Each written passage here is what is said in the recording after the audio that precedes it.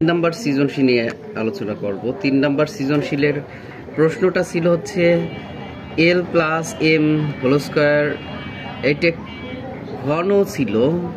আসলে বর্গ থাকলে শুধু রুট থাকলে পারে বর্গ করে হয়, আর যদি কিউ রুট থাকে তাহলে ঘন করে হবে। তাহলে এত এত এবং এত, যেখানে কে গ্রেটার দেন 0, 0-র সে বড় হবে মানগুলো, কে এর মান।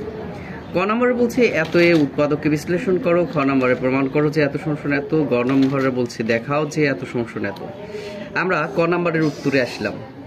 ক নাম্বার আমাদের ছিল কি 9c² সবাই একটু এদিকে খেয়াল করো। 1/9c² -2 plus 9c minus 1/c, এটা উৎপাদকে বিশ্লেষণ করার কথা বলছে। আমরা এইখানে এসে দেখো একটু খেয়াল করো, এটাকে ভাঙলাম 3 × 9, 3-এর উপরে স্কোয়ার প্লাস 1/3 এর উপরে স্কোয়ার। তাহলে এটা যদি স্কোয়ার ধরে এটা b², তাহলে মাঝখানে আমাদের আর কি দরকার? -2a। এ কোনটা? এটা। আর বি কোনটা? এটা। কথা কি বুঝছো?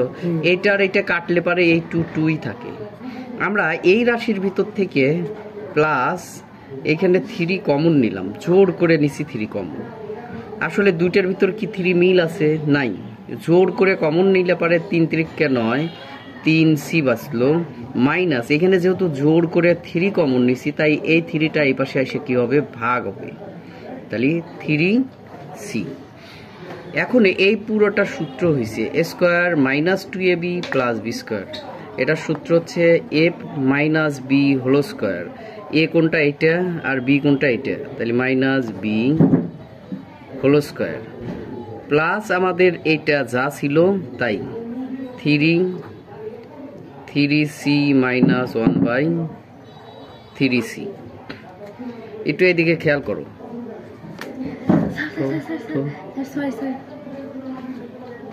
এইদিকে এইটা আর এইটা মিল আছে, দুইটা মিল আছে, তাহলে একটা কমন নিলাম 3c - 1/3c।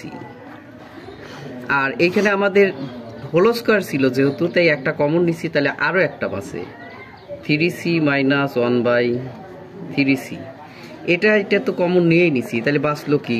+3। এটাই অ্যান্সার। এটা গেল আমাদের ক নাম্বার।